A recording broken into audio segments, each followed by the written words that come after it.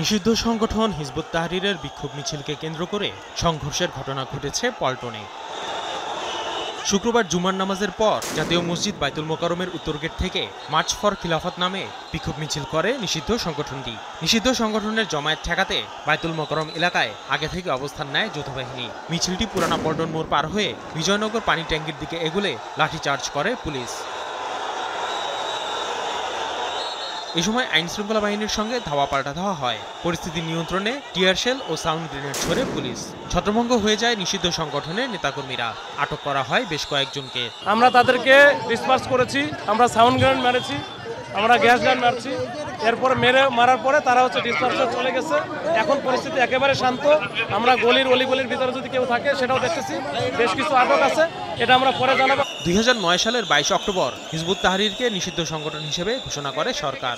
ফলে সন্ত্রাস বিরোধী আইন অনুযায়ী তাদের সকল ধরনের কার্যক্রম ফৌজদারি অপরাধ। আসিফ মোহাম্মদ সিয়াম, সময় সংবাদ, ঢাকা।